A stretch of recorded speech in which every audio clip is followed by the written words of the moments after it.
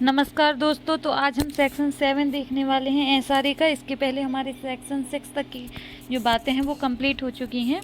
तो आज हम सेक्शन 7 देखेंगे। सेक्शन 7 में क्या बात कही गई है कि विनिर्दिष्ट जंगम संपत्ति का प्रत्युदाहरण।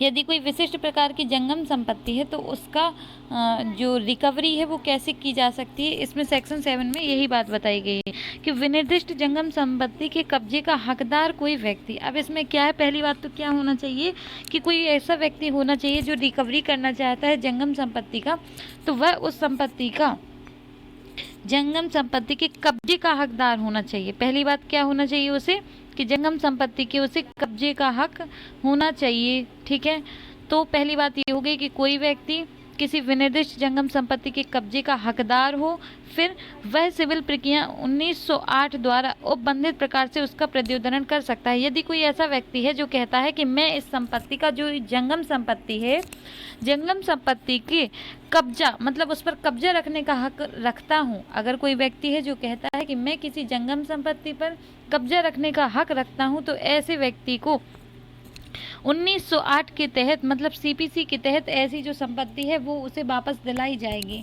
ठीक है, जंगम संपत्ति जो मूवेबल प्रॉपर्टी होती है, ये हम तो जानते ही हैं। एक इमूवेबल प्रॉपर्टी रहती है, इमूवेबल जो स्थावर संपत्ति रहती है, जैसे हम एक स्थान से दूसरे स्थान नहीं ले जा सकते, जैसे ज़मीन होती है। ठीक है, और जंगम संपत्ति में आता है कोई धन, पैसा, सोना, गाड़ी, वाहन, कोई भी मतलब जैसे चल सकती है जो संपत्ति। ठीक है, अब जो जंगम संपत्ति है, तो पहली बात हमने इसमें ये देख ली कि कोई व्यक्ति है जो जंगम संपत्ति के कब्जे का हक रखता है, मतलब उसे कब्जा रखने का हक है उसे, ये बात हमें याद रखना है।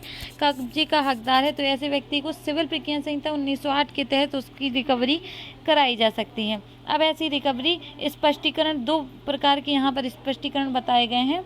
तो ऐसी जो रिकवरी है 2 प्रकार से कराई जा सकती है। जैसे स्थायी अधिकार रखता है कोई व्यक्ति, तो स्थायी अधिकार में स्पष्टीकरण 1 बात करता है और स्पष्टीकरण 2 बात करता है अस्थायी अधिकार में। पहले हम स्थायी अधिकार की बात कर लेते हैं कि स्थायी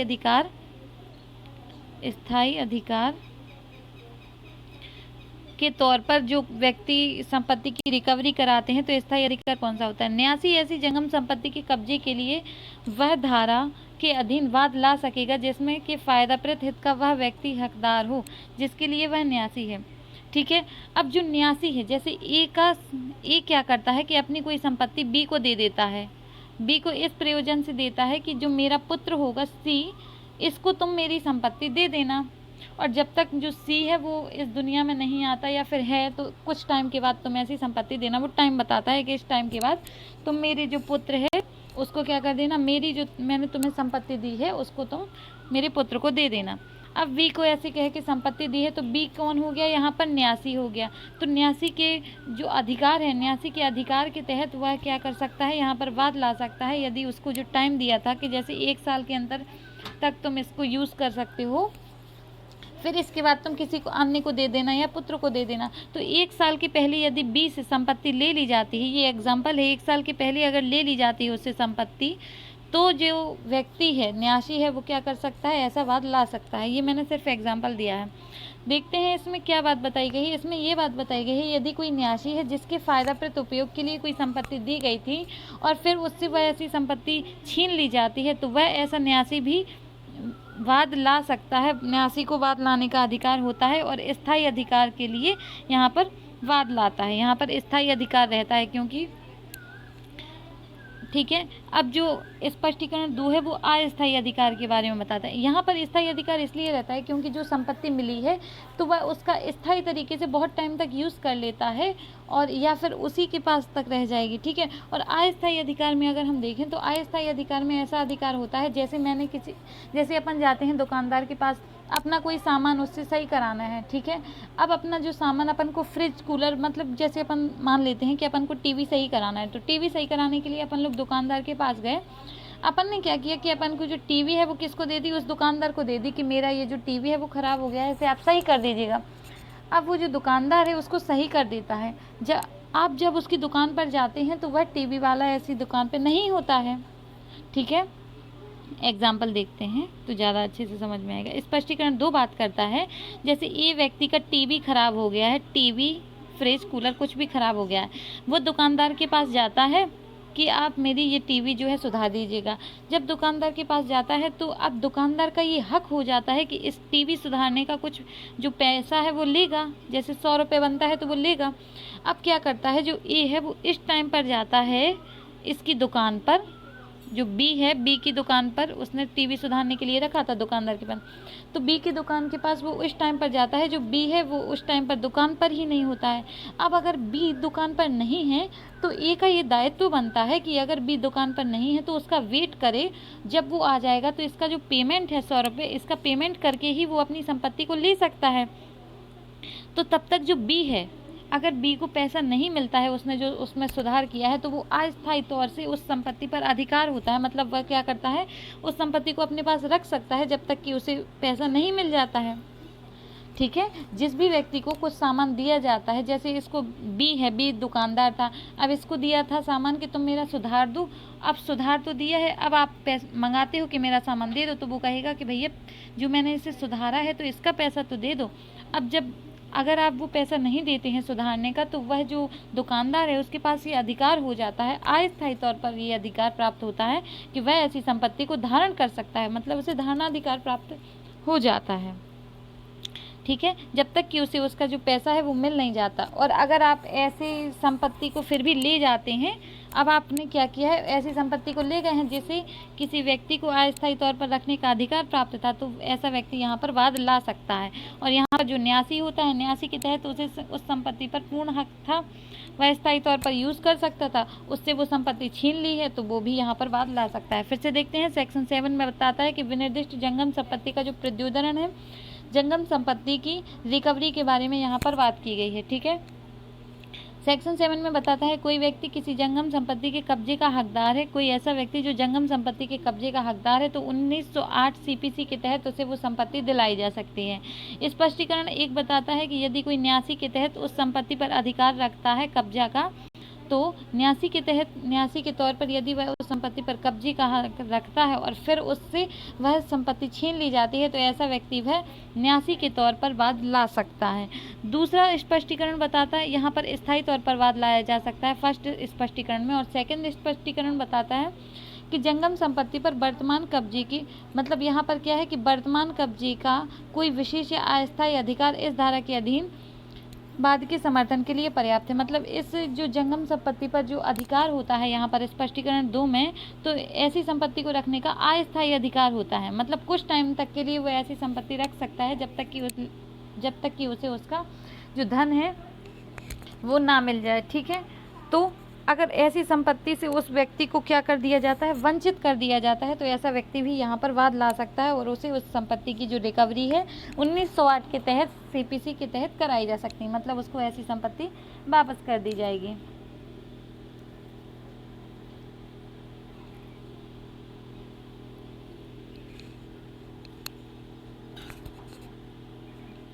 यहाँ पर कार्य के द्वारा और कार्य के किसी कार्य को करके, ठीक है, जैसे गिरवी कर दिया है किसी संपत्ति को, तो कार्य के बिना, जैसे कार्य को करके भी जो संपत्ति है वो दी जा सकती है और कार्य के बिना भी। अब जैसे आपने क्या किया है, एक अपनी संपत्ति है, आपने अपना जो नेकलेस है वो क्या कर दिया है, किसी के पास रख दिया है, गिरवी कर दिया है। ठीक है, जंगम संपत्ति जो रहती है किसी के पास रखते हो तो वो क्या कहलाता है, गिरवी कहलाता है। अब गिरवी के तौर पर रख दिया है, एक मूल्य लेकर गिरवी के तौर पर रखा है, 50,000 रुपये लेकर रखा है जैसे हम मानते हैं, तो जब तक आप 50,000 रुपये नहीं चुका देते तब तक आप जो आपने नेकलेस, अपना ही नेकलेस गिरवी रखा है प्रत्यक्ष तौर पर, इसको आप प्राप्त नहीं कर सकते। तो इसमें ये प्रत्यक्ष और अप्रत्यक्ष भी हो सकता है, मतलब प्रत्यक्ष सामने सामने ऐसी बात है, और अस्थायी तौर पर है कि जैसे किसी चीज़ को धारण करने का अधिकार, जैसे इसमें बताया है सेकंड क्लॉज में।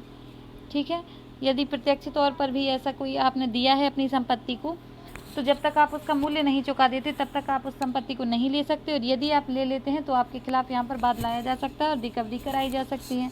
और सेकंड क्लॉज यही बताता है कि यदि कुछ टाइम तक के लिए उस व्यक्ति को ऐसा संपत्ति को रखने का अधिकार था और उससे ऐसा अधिकार छीन लिया गया है, तब भी यहाँ पर वाद लाया जा सकता है।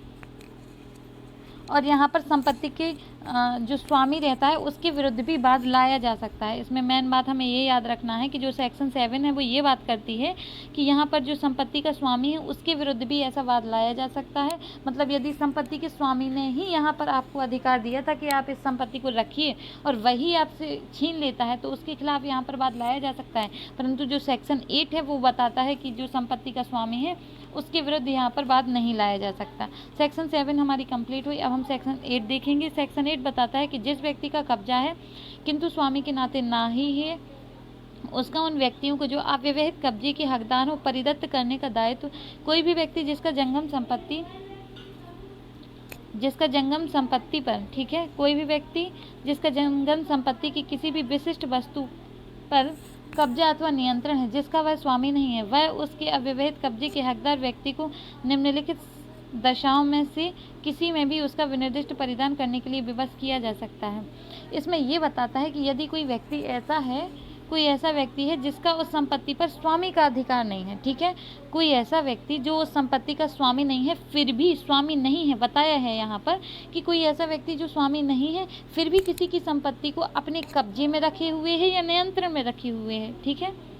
विशिष्ट वस्तु पर कब्जा है, ये कब्जा लिखा हुआ है यहाँ पर, का कब्जा, ठीक है, कब्जा अथवा नियंत्रण में है जिसका वह स्वामी नहीं है, तो वह उसके अव्यवहित कब्जे के हकदार व्यक्ति को निम्नलिखित दशाओं में, मतलब जो फिर उसका स्वामी होगा उस स्वामी को ये जो नीचे दशाएं बताई गई हैं इन कंडीशन में, अगर ये कंडीशन होती हैं तो वह संपत्ति का कब्जा स्वामी को देने के लिए बाध्य है। अब कंडीशन क्या क्या है, तो कंडीशन पहली बताता है कि जबकि दावाकृत वस्तु प्रतिवादी द्वारा वादी के अभिकर्ता अथवा न्यासी के रूप में धारित हो।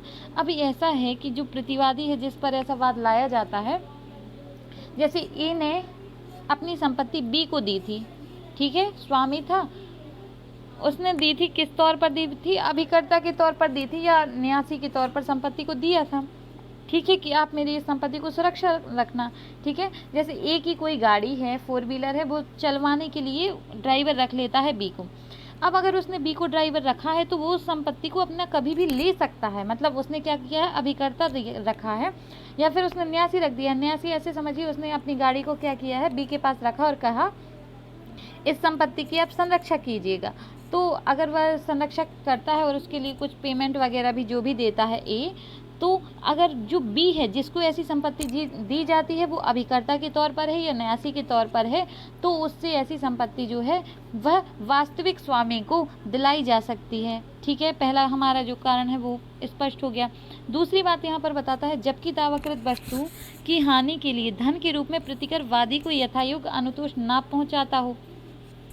इसमें यहाँ पर ये बात बताई गई है कि यदि अगर वह संपत्ति वास्तविक स्वामी को नहीं दी गई, जो संपत्ति कोई ऐसा व्यक्ति धारण किए हुए है जो उसका स्वामी नहीं है, और अगर स्वामी को नहीं दी गई, न्यायालय उस स्वामी को, वास्तविक स्वामी को संपत्ति नहीं दिलाता है, तो उसे ऐसी क्षति होगी जिसका अंदाज़ा नहीं लगाया जा सकता, मतलब जिसे अपूर्ण क्षति होगी। जैसे कोई की बहुत सारी चीज़ें क्या होती हैं, एग्जाम्पल देखते हैं, किसी का कोई जो दादा परदादा ने कोई गाड़ी दी है, कोई वॉच दी है, ठीक है, कुछ भी दिया है जो उस पोता के लिए, उस बेटे के लिए बहुत मूल्यवान है, ये एग्जाम्पल देख रहे हैं। तो अब जिस बेटे के लिए ऐसी पिता की संपत्ति बहुत मूल्यवान है, जो जिससे उसके रिलेशन जुड़े हुए हैं, उसकी भावनाएं जुड़ी हुई हैं, कोई भावनाएं हैं, वो अपने ऐसी चीज़ को नहीं देना चाहता है, फिर भी उसका जो संपत्ति पर दूसरा अधिकार रखे हुए है, तो उसकी जो भावनाएं हैं उसको ठेस पहुंचेगी। तो इसलिए उस संपत्ति को जल्दी से वास्तविक स्वामी को दिला दिया जाएगा। कोई ऐसी संपत्ति पर कोई ऐसा व्यक्ति धारण किए हुए है जो उसका हकदार नहीं है, और वह संपत्ति ऐसी है कि वास्तविक स्वामी को उससे हानि होगी, वो भी धन के रूप में उसका जो प्रतिकर है वो नहीं दिलाया जा सकता।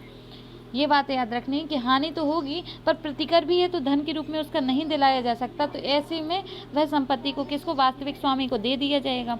इसमें जो सी पॉइंट है वो ये बताता है कि जो जबकि उसी हानि से कारित वास्तविक नुकसान का अभिनिश्चित करना अत्यंत कठिन हो जाए, मतलब कोई ऐसी हानि होगी जिसका यही पता नहीं चलेगा कि ये कितने रुपए की संपत्ति थी, जिसका निर्धारण करना ही मुश्किल हो जाए।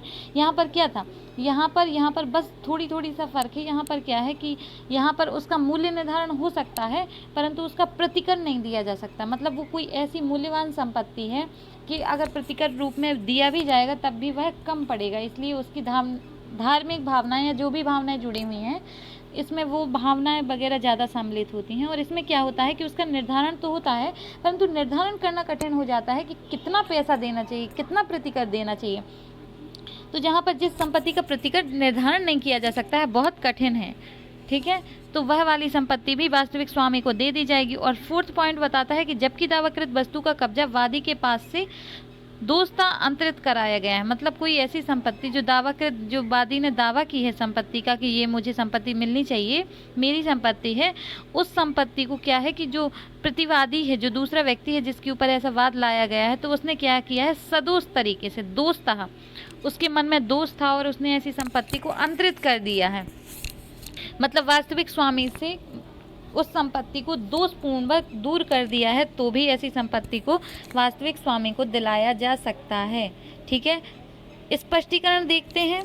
स्पष्टीकरण बताता है कि जब तक और जहाँ तक कि तत्प्रतिकूल संविदा ना हो, इस धारा के खंड खा और गा के अधीन दावाकृत जंगम संपत्ति की किसी वस्तु के बारे में न्यायालय यथास्थिति यह उपधारित करेगा कि दावाकृत वस्तु की हानि के लिए धन के रूप में प्रतिकर वादी को यथायोग्य अनुतोष ना पहुंचाएगा, उसकी हानि द्वारा कारित वास्तविक नुकसान का अविनिश्चित करना अत्यंत कठिन है। इसमें वही बात बताई गई, जब तक तत्प्रतिकूल संविधान, जब तक कि तत्प्रतिकूल साबित ना कर दिया जाए, मतलब इसको साबित करना होगा। जो कोई भी कहता है कि ऐसा निर्धारण किया जा सकता है, अगर प्रतिवादी कहता है कि ऐसा जो निर्धारण है वो किया जा सकता है, जो संपत्ति है और उसका निर्धारण किया जा सकता है, इनकी ऐसी कोई भावनाएं ठेस शेष नहीं पहुंचता है, तो जो कोई ये कहता है कि ऐसी बात नहीं है, तो उसको ये साबित करना होगा। अन्यथा न्यायालय ये उपधारणा करेगा, न्यायालय ये मान के चलेगा कि उस संपत्ति पर उस वादी की वास्तविक धारणाएं जुड़ी हुई हैं, भावनाएं जुड़ी हुई हैं, और उसका निर्धारण करना जो है वो कठिन है। मतलब यही बातें जो ऊपर लिखी हुई हैं मान कर चलेगा। इसमें हम फिर से देखते हैं सेक्शन 8 को। सेक्शन 8 बताता है, यहाँ पर जो वाद है, वाद अधिकार केवल संपत्ति के स्वामी को होता है। पहली बात हमें ये याद रखना है कि वाद का जो अधिकार है संपत्ति के स्वामी को होता है, या कोई ऐसी व्यक्ति को अधिकार होता है जो संपत्ति के स्वामी के नाते ही होता है, या तो स्वामी हो या स्वामी के नाते ही हो, तो ही उस संपत्ति पर उसका अधिकार होता है, यहाँ पर दिलाया जाता है। तो ये सेक्शन काम करेगी। अब देखते हैं जो फर्स्ट ये पैरा है वो ये बात बताता है, कोई ऐसा व्यक्ति है जो उस संपत्ति का स्वामी नहीं है और फिर भी ऐसी संपत्ति को धारण किए हुए है और उस पर कब्जा बनाए हुए है और नियंत्रण रखे हुए है, तो ऐसे व्यक्ति से उसकी जो वास्तविक संपत्ति का स्वामी है, उसका जो सच वाला स्वामी है, ठीक है, उस स्वामी को वो संपत्ति दिलाई जा सकती है। अब वो संपत्ति किन कंडीशन में दिलाई जा सकती है, तो उसको विवश किया जा सकता है। जो ऐसा वास्तविक स्वामी नहीं है फिर भी उस संपत्ति को धारण किए हुए है निम्न परिस्थितियों में, तो ऐसे व्यक्ति से संपत्ति दिलाई जा सकती है। पहली बात यदि करता है कि यदि कोई व्यक्ति अभिकर्ता या न्यासी के तौर पर संपत्ति धारण किए हुए है तो उसको विवश किया जा सकता है कि वह ऐसी संपत्ति को वास्तविक स्वामी को परिदत्त करे, लौटा दे। दूसरा बताता है कि यदि कोई जो संपत्ति है, ठीक है, वस्तु है, उसकी हानि की मतलब यदि जो वस्तु है उसका जो हानि है, अगर उसमें हानि होगी, जो दावाकृत वस्तु के लिए जो दावा किया गया है वस्तु के लिए, वो ऐसी संपत्ति है जिसका जो प्रतिकर है वो धन के रूप में उसका प्रतिकर नहीं हो सकता है, मतलब उससे भावनाएं जुड़ी हैं या कोई अन्य चीज़ भी हो सकती है, परंतु मेनली अगर हम भावनाओं को याद रखें तो हमें याद हो जाएगा, ठीक है। तो धन के रूप में उसका प्रतिकर नहीं दिलाया जा सकता, ऐसी कोई संपत्ति है तो भी उस संपत्ति को जल्दी से जल्दी न्यायालय क्या करेगा, उस वास्तविक स्वामी को दे देगा। और ये सी पॉइंट बताता है कि यदि कोई ऐसी संपत्ति है जिसका जो निर्धारण करना है वो कठिन हो जाता है, नुकसान का निर्धारण करना कठिन हो जाए कि इसको कितना प्रतिकर दिलाना चाहिए स्वामी को, तो भी संपत्ति जल्दी से जल्दी मालिक को दिलाई जाएगी। इसमें जो नीचे स्पष्टीकरण बताए गए हैं, नीचे स्पष्टीकरण में यही बताया गया है कि जब तक कि इनको तत्प्रतिकूल साबित नहीं कर दिया जाता, इन बी और सी को, तो न्यायालय ये उपधारणा करेगा कि ना तो उसका जो धन के रूप में प्रतिकर हो सकती है, मतलब ये जो लिखा है ये बात सही है। न्यायालय उपधारणा करेगी कि अगर जो वादी है वो कहता है कि अगर मेरी जो संपत्ति है वो मुझे नहीं मिली तो उसका धन के रूप में प्रतिकर नहीं हो सकता, तो न्यायालय ये मानकर चलेगा कि हाँ इसका धन के रूप में प्रतिकर नहीं दिलाया जा सकता, तो न्यायालय जल्दी से संपत्ति दिला देगी। और यदि ये वादी ये भी कहता है कि उसका जो नुकसान है वो भी निर्धारण नहीं किया जा सकता, तो न्यायालय उपधारणा कर लेगी कि हाँ भैया उसका जो नुकसान है वो भी निश्चय नहीं किया जा सकता, ठीक है, उसके जो नुकसान है उसका भी निर्धारण करना अत्यंत कठिन हो जाएगा। तो न्यायालय वो संपत्ति को किसको दे देगा, उस मेहनस्वामी को दे देगा। ठीक है। अब जो फोर्थ पॉइंट है वो ये पॉइंट बताता है कि जबकि दावाकृत वस्तु कब्जावादी के पास से दोस्तांतरित किया गया है, मतलब यदि फर्स्ट में हमने देखा था कि यदि न्यासी के तौर पर फर्स्ट में हमने देखा था कि कोई व्यक्ति न्यासी या अभिकर्ता के तौर पर संपत्ति रखता है तो उसको बाध्य किया जा सकता है कि उसके स्वामी को संपत्ति दे। दूसरे में बताता है कोई व्यक्ति ऐसे धारण किए हुए है कि उसका जो अनुतोष है वो धन के रूप में नहीं दिया जा सकता, मतलब प्रतिकर नहीं दिया जा सकता, कितना भी पैसा दे दो फिर भी कम पड़ेगा, तो उस संपत्ति को वास्तविक स्वामी को दिलाया जाएगा। तीसरी पॉइंट ये बताता है कि यदि उसका प्रतिकर करना ही निर्धारण करना ही कठिन हो जाए तो भी संपत्ति के स्वामी को दिलाया जा सकता। और चौथा पॉइंट बताता है कि यदि संपत्ति के स्वामी से वो संपत्ति ऐसी अंतरित की गई थी कि दोस्तः उसको किसी अन्य को दिया गया था, तो जिसे ऐसी संपत्ति दी गई थी उस व्यक्ति से वास्तविक स्वामी को ऐसी संपत्ति दे दी जाएगी। ठीक है। स्पष्टीकरण हमने देख लिया है कि बी और सी में जो भी बात लिखी हुई है उसके बारे में न्यायालय अवधारणा करेगा कि जो ऐसी संपत्ति है उसका ना तो निर्धारण किया जा सकता है और ना ही उसका प्रतिकर के रूप में उसको चुकाया जा सकता है। ठीक है। ए में कहता है ना उसका प्रतिकर दिया जा सकता है और बी कहता है कि उसका निर्धारण करना अत्यंत कठिन हो जाता है। अब हम चैप्टर 2 देखते हैं। चैप्टर 2 बताता है संविधाओं का विनिर्दिष्ट पालन। ठीक है। संविधाओं का विनिर्दिष्ट पालन क्या है? तो अब फर्स्ट सेक्शन जो है वो ये बताती है कि संविदा पर आधारित अनुतोष के वादों में प्रतिरक्षाएं। ठीक है। जो संविदा पर आधारित अनुतोष है उसके बारे में जो प्रतिरक्षा है उसके बारे में यहाँ पर बात की गई है। अगर हम देखें तो इसमें बताया गया है कि तस्मिन अन्यथा उपबंधित के सिवा जहाँ की किसी संविदा के बारे में किसी अनुतोष का दावा इस अध्याय के अधीन किया गया है, वहाँ वह व्यक्ति जिसके विरुद्ध अनुतोष का दावा किया गया है किसी भी ऐसे आधार का अभिवचन प्रतिरक्षा के तौर पर कर सकेगा जो उसे संविदाओं से संबंधित किसी भी विधि के अधीन उपलब्ध हो, और संविदा जिनका विनिर्दिष्ट प्रवर्तन कराया जा सकता है। ठीक है। पहले हम इसे देखते हैं। 9 बताता है कि अगर कोई व्यक्ति है, ठीक है, ए है और बी है, इन दोनों में क्या हुई है? एक संविदा हुई है। ठीक है। अब संविदा का विखंडन हुआ है। संविदा का विखंडन किसने किया है? बी ने विखंडन कर दिया है। जैसे तो इसमें यही बात कर दी गई है कि जो प्रतिरक्षा के तौर पर यदि कोई बात उठाना चाहता है, अगर जो ए है वो प्रतिरक्षा के तौर पर बात उठाना चाहता है, तो प्रतिरक्षा के तौर पर वो जितने भी अनुतोष चाहता है, जितने भी प्रकार के अनुतोष चाहता है, तो संविदा के विखंडन होने पर, कॉन्ट्रैक्ट के विखंडन होने पर उसे जिस एक्ट के तहत जितने भी अनुतोष मिल सकते हैं वो सारे अनुतोष को प्राप्त कर सकता है। इसको एग्जाम्पल से समझते हैं कि जैसे एग्जाम्पल देखते हैं। ए ने बी से कहा कि मैं तुम्हें 20,000 रुपये दूंगा और तुम मुझे 5 बोरी गेहूं दे देना। ठीक है। कॉन्ट्रैक्ट हो गया। ए ने बी से कहा मैं तुम्हें 20,000 रुपये दूंगा और तुम मुझे 5 बोरी गेहूं देना। अब जो ए है, ए ने ऐसे कह दिया। ठीक है। अब जो क्या है कि ए है, ए ने क्या किया है कि क्या कर लिया, पैसे तो दे दिए परंतु बी ने उसको गेहूं नहीं दिया। ठीक है। ए ने पैसे दे दिया बी को और बी ने उसको गेहूं नहीं दिया। अब यहाँ पर क्षति किसको हो गई? ए को क्षति हो गई। तो ए के लिए यहाँ पर रिलीफ की बात करता है कि जिसको क्षति हुई है, अब संविदा विखंडन हुई है तो संविदा के विखंडन पर उसे जिस एक्ट में, अगर कॉन्ट्रैक्ट एक्ट में उसे कोई स्पेसिफिक अगर मतलब कोई रिलीफ दिया जाता है, जैसे कॉन्ट्रैक्ट एक्ट कहता है कि यदि कोई ऐसा व्यक्ति जो गलती करता है, ऐसा कोई अपराध करता है, तो उसके द्वारा 30,000 तक का जुर्माना दिलाया जा सकता है। तो इस व्यक्ति को ए को 30,000 तक का जुर्माना, अगर कोई और एक्ट में कहा कि ऐसे व्यक्ति को 20,000 तक का जुर्माना दिलाया जा सकता है तो उसको 20,000। एक और एक्ट है वो कहता है कि यदि कोई ऐसा अपराध होता है, ऐसी संविदा विखंडित होती है तो उसको 10,000 तक का जुर्माना मतलब 3-4 एक्ट में ये बात कर दी गई है। एक ही संविदा के विखंडन होने पर बहुत सारे रिलीफ दे दिए गए हैं। ठीक है। जहाँ पर कोई संविदा विखंडित होती है तो ऐसी संविदा के विखंडन होने पर बहुत सारे जहाँ पर रिलीफ दे दिए जाते हैं, देने की बात की गई है। तो जो अभिवचन के तौर पर प्रतिरक्षा जैसे उठानी है तो वो अभिवचन कर सकता है, मतलब वो न्यायालय में बता सकता है कि मुझे इस एक्ट के तहत ये वाला मिलना चाहिए, ये रिलीफ मिलना चाहिए, इस एक्ट के तहत ये रिलीफ मिलना चाहिए, इस एक्ट मतलब उस एक्ट का नाम बताएगा कि इस एक्ट के साथ मुझे इतना इसमें रिलीफ मिल सकता है, इसमें इतना मिल सकता है, इसमें इतना मिल सकता है। तो सारी बातें न्यायालय को बता देगा। तो दोनों पक्षकार द्वारा जिसे प्रतिरक्षा के तौर पर जो चीज़ मिल सकती है वो संविदा के विखंडन होने पर, तो वह उससे न्यायालय में ऐसा कह सकते हैं, फिर न्यायालय उसको दिलाएगा जितना उसे दिलाना होगा। ठीक है। फिर से देखते हैं। ठीक है। सेक्शन 9 कहता है कि यदि कोई संविदा विखंडित होती है, ठीक है, तो यदि कोई संविदा विखंडित हो गई है, पहली बात है यहाँ पर संविदा का विखंडन होना चाहिए।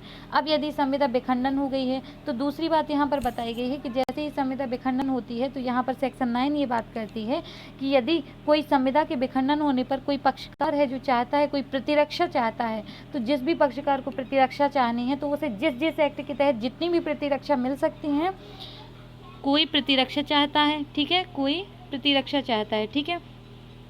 तीसरी बात यहाँ पर बताई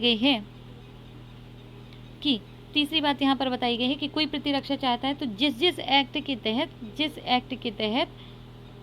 एक्ट के तहत उसे प्रतिरक्षा मिल सकती है वो सारे एक्ट के बारे में न्यायालय को बताएगा कि मुझे इस एक्ट के तहत इतना पैसा मिल सकता है, इतना इस एक्ट के तहत, तो सारी बातें यहाँ पर न्यायालय में बताएगा।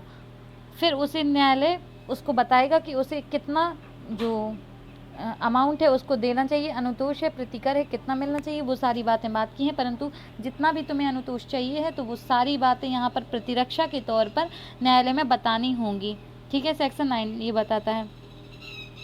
अब सेक्शन 10 बताता है कि संविदाओं की बाबत विनिर्दिष्ट पालन, ठीक है, संविदाओं की बाबत विनिर्दिष्ट पालन की यहाँ पर बात की गई है। दशाएं जिनमें संविदा का विनिर्दिष्ट पालन प्रवर्तनीय है। इस अध्याय में अन्यथा उपबंधित की सेवाएं की से भी संविदा का विनिर्दिष्ट पालन न्यायालय के विवेकानुसार प्रवर्तनीय कराया जा सकता है। यहाँ पर ये जो चीज़ है विवेकानुसार, ये यहाँ पर क्या है कि ये जब हमारा 2018 का अमेंडमेंट नहीं हुआ था तब की ये सेक्शन है, ठीक है।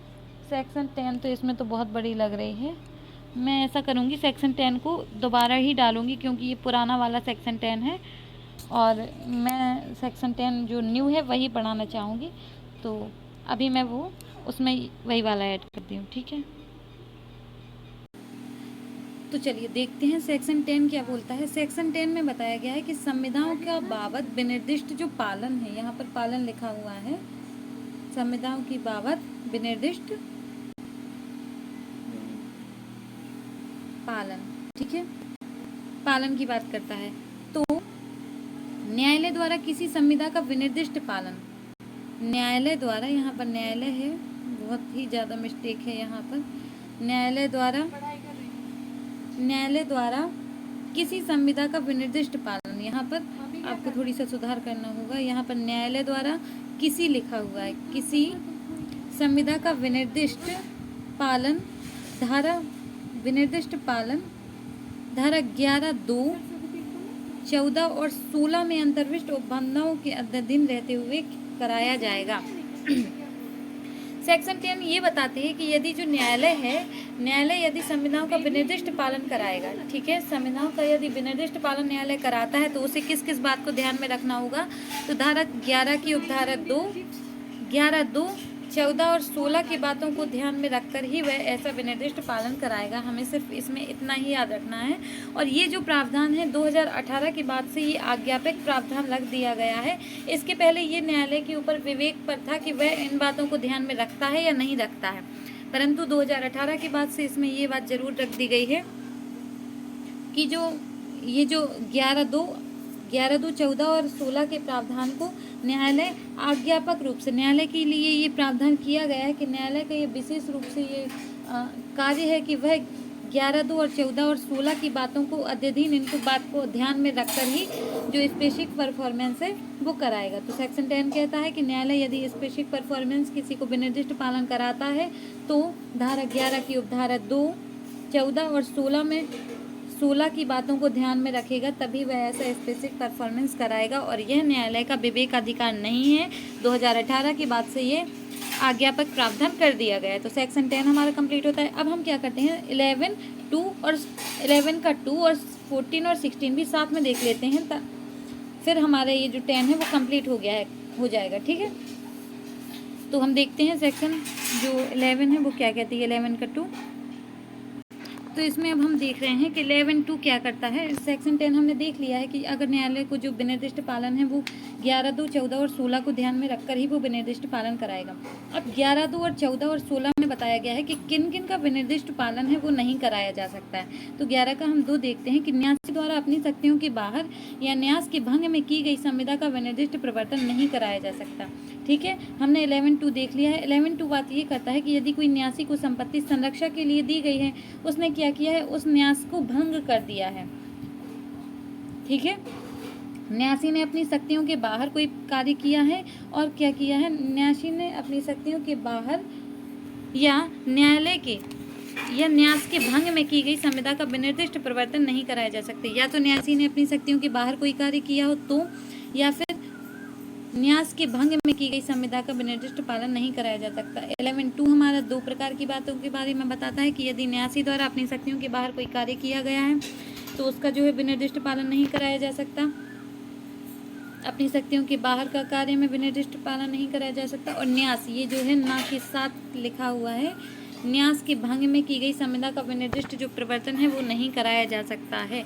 तो हमने यहाँ पर 11(2) में 2 बातें देखी। 10 बताता है कि अगर कोई विनिर्दिष्ट पालन कराना है तो 11(2), 14 और 16 को ध्यान में रखना होगा। तो 11(2) बात करता है कि यदि न्यासी को संपत्ति दी गई थी और न्यासी ने अपनी शक्तियों के बाहर उसका यूज़ किया है, और दूसरी बात क्या करता है कि न्यास को भंग कर दिया है, संविदा को न्यास के भंग में की गई संविदा, यदि न्यास को भंग कर दिया है, उस संविदा को भंग कर दिया है, तो भी ऐसा जो स्पेसिफिक परफॉर्मेंस है वो नहीं कराया जा सकता, मतलब विनिर्दिष्ट पालन नहीं कराया जा सकता।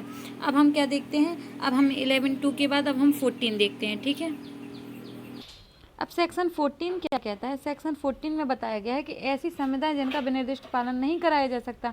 11(2) देख लिया, मतलब 11 का हमने सेकंड क्लॉज देख लिया, उसमें भी बताया है कि संविधाएं जिनका विनिर्दिष्ट पालन नहीं कराया जा सकता। अब 14 देख रहे हैं कि किनका पालन नहीं कराया जा सकता। ये हम 10 के साथ पढ़ रहे हैं, 10 प्लस 11 का 2, 14 और 16, ये हम साथ में ही पढ़ेंगे। तो 10, 11 का 2 हमारा हो गया। अब 14 हम देख रहे हैं। तो ऐसी संविदा जो विनिर्दिष्ट प्रवर्तन नहीं कराई जा सकती, तो निम्नलिखित संविदाओं को विनिर्दिष्ट प्रवर्तन नहीं कराया जा सकता। यहाँ पर नहीं है, नहीं कराया जा सकता, अर्थात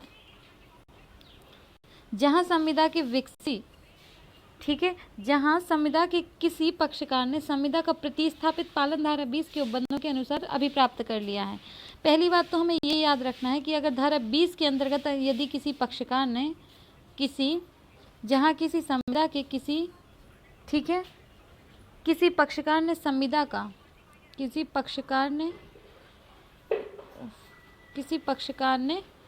संविदा का प्रतिस्थापित पालन 20 के उपबंधों के अनुसार अभिप्राप्त कर लिया है, ठीक है, जहाँ पर धारा 20 के तहत उसने प्रतिस्थापित पालन प्राप्त कर लिया है किसी व्यक्ति ने, तो ऐसी संविदा का विनिर्दिष्ट पालन नहीं कराया जा सकता। सेकंड पॉइंट बताता है कि ऐसी कोई संविदा है, ठीक है, ऐसी कोई संविदा है जिसके पालन में से किसी निरंतर कर्तव्य का पालन अंतर्विष्ट है, जिसका न्यायालय पर्यवेक्षण नहीं कर सकता। अगर कोई ऐसी संविदा है जो कोई कंटिन्यू ऑफेंस करता है, सेकंड क्लॉज में यही बात की गई है कि यदि कोई कंटिन्यू ऑफेंस चल रहा है, ठीक है, तो वह पल ऐसे कंटिन्यू ऑफेंस चलता रहता है, तो उसका जो निर्धारण है उसका निर्धारण करना कठिन हो जाता है, इसलिए न्यायालय उसका जो विनिर्दिष्ट पालन है वो नहीं कराएगा।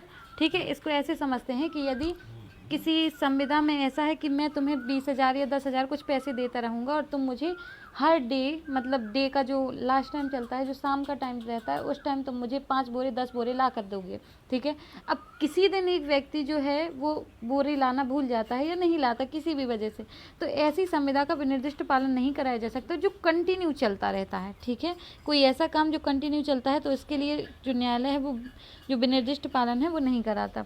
अब जो 3 पॉइंट है वो सी वाला, वो ये बताता है कि पक्षकारों की व्यक्तिगत अर्हता पर इतनी निर्भर है, यदि कोई ऐसा जो काम कराना है तो वो पक्षकारों की व्यक्तिगत योग्यता पर है। कोई गाना जानता है, ठीक है, तो आप उसी से गाना गवाओगे, ऐसा तो है नहीं है कि उसकी फैमिली मेंबर को ले आओ, उन्होंने कहा कि विनिर्दिष्ट पालन कराना है, तो ऐसा नहीं होता है। तो जो व्यक्ति जो व्यक्ति है, पर्सनल व्यक्ति है, उसके ऊपर जो अर्हता, उनकी योग्यता के ऊपर डिपेंड करती है कोई संविदा, तो ऐसी संविदा में भी अपन विनिर्दिष्ट पालन नहीं करा सकते। 4th पॉइंट बताता है कि कोई ऐसी संविदा है जो अवधारणीय प्रकृति की है।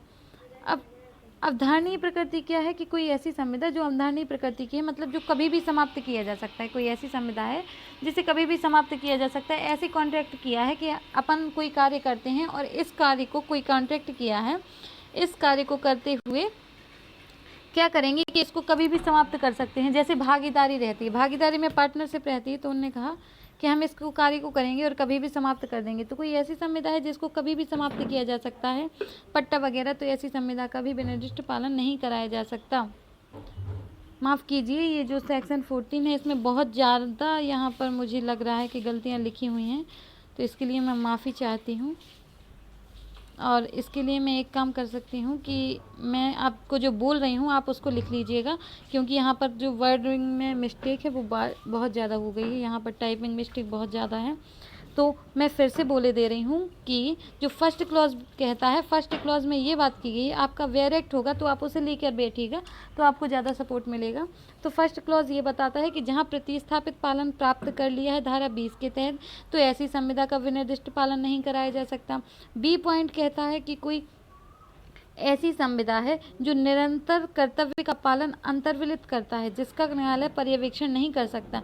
मतलब कोई निरंतर कोई ऑफेंस होता रहता है, मतलब कोई कार्य है जो कंटिन्यू चलता रहता है, तो उसमें जो न्यायालय है वो क्या करेगा, वह निरंतर कार्य में ऐसा जो स्पेसिफिक परफॉर्मेंस है वो नहीं करा सकता, मतलब विनिर्दिष्ट पालन उसमें भी नहीं करा सकता है।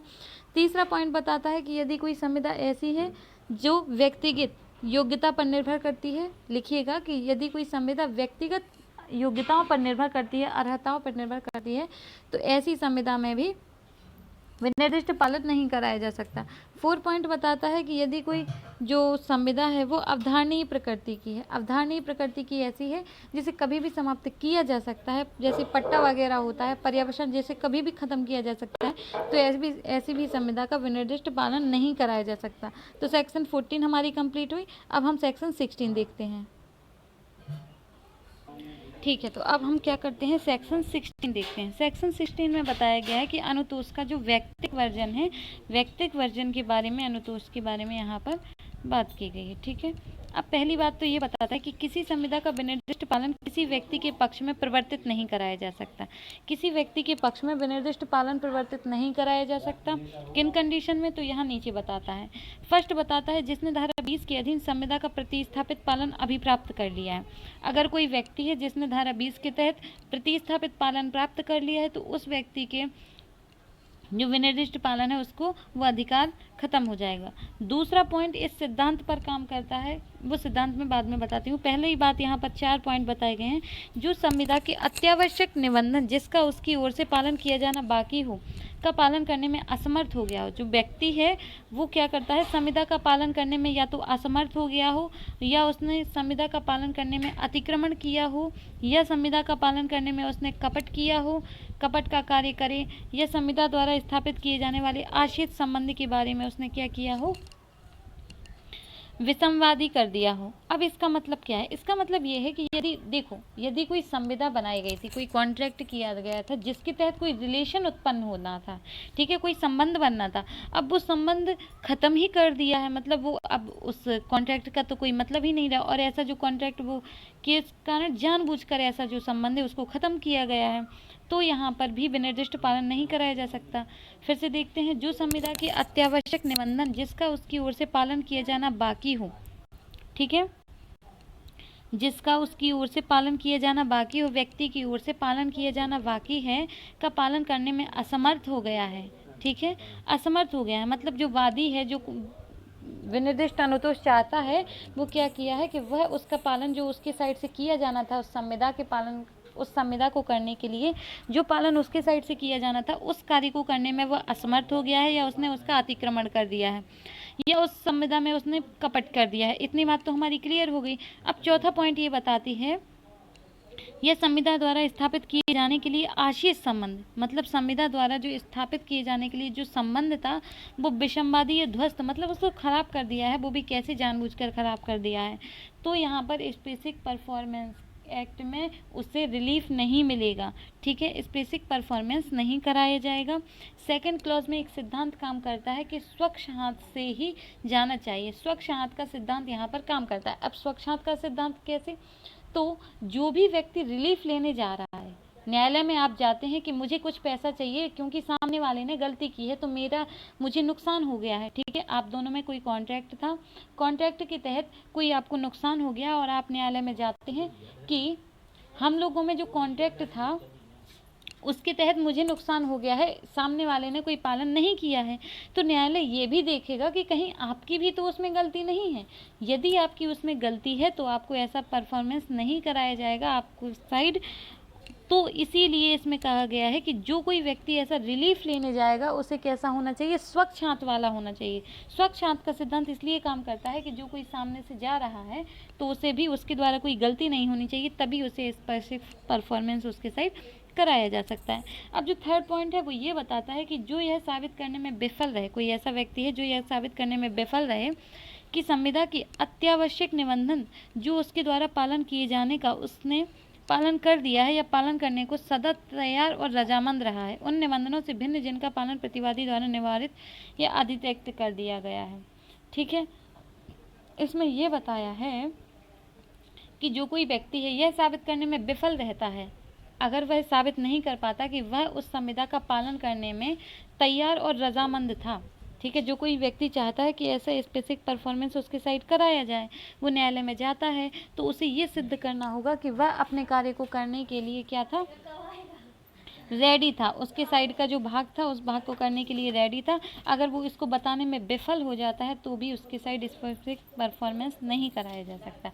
अब इसमें स्पष्टीकरण क्या बात बताता है, स्पष्टीकरण बताता है कि खंड गा के प्रयोजन के लिए, अब जो गा का प्रयोजन है, गा का प्रयोजन मतलब जो सेकंड थर्ड वाला है, जो सी वाला है, ठीक है, गा के प्रयोजन के लिए, ठीक है, यदि संविदा की संदाई के लिए, इसमें ये बात बताई गई है कि यदि कोई व्यक्ति ये कहता है कि मुझे मैं ऐसा परफॉर्मेंस अपने साइड से जो मुझे कार्य करना था संविदा के पालन में, मैं वो करने के लिए रजामंद था, तो इसके लिए आपको पैसे देने की ज़रूरत नहीं है, ना ही उस व्यक्ति को, ना ही न्यायालय को, जब तक कि न्यायालय नहीं करे। स्पष्टीकरण में ये बताया कि धारा जो 3 के तहत जहाँ की किसी संविदा में धन का संदाय अंतर्विलित हो गया है, वादी के लिए यह आवश्यक नहीं, जो वादी है वह उसके लिए यह आवश्यक नहीं कि कोई धन वास्तविक रूप में प्रतिवादी को निवेदित करे या न्यायालय में निक्षेप करे, सिवाय जबकि न्यायालय द्वारा ऐसा निर्देशित किया गया हो।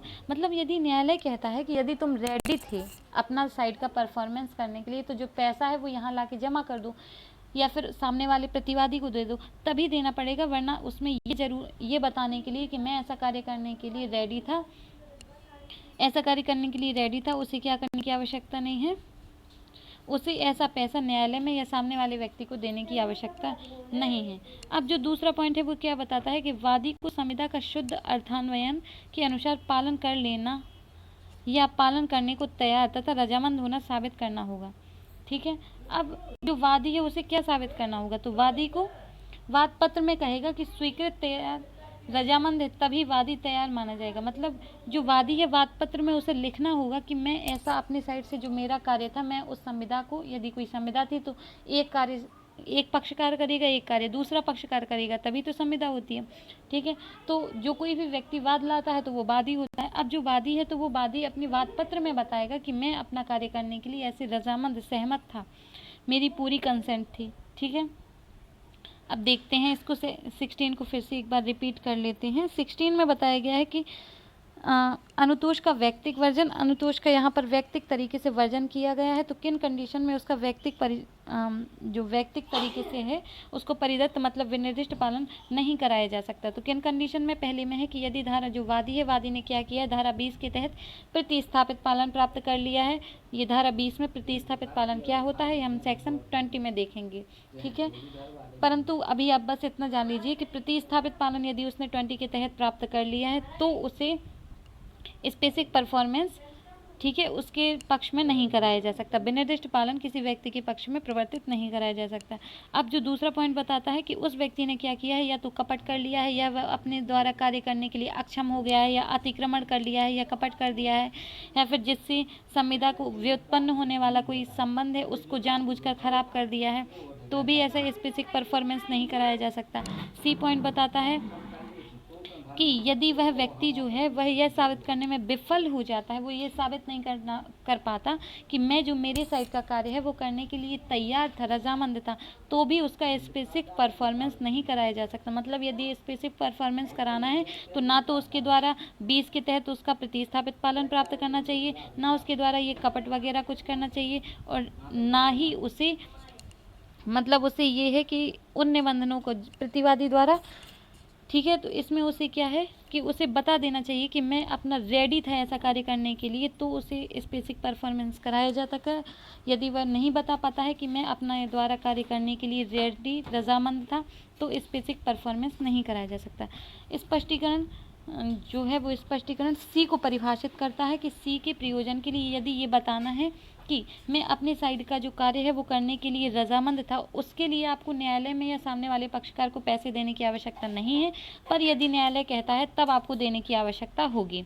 दूसरा पॉइंट बताता है कि यदि जो वादी है, वादी बताता है कि वादी को अपने जो वो रजामंद है, वो ऐसा अगर कहता है कि मैं अपना कार्य करने के लिए रजामंद था अपने द्वारा, तो उसको वाद पत्र में ये बताना होगा कि मैं अपना कार्य करने के लिए रजामंद था।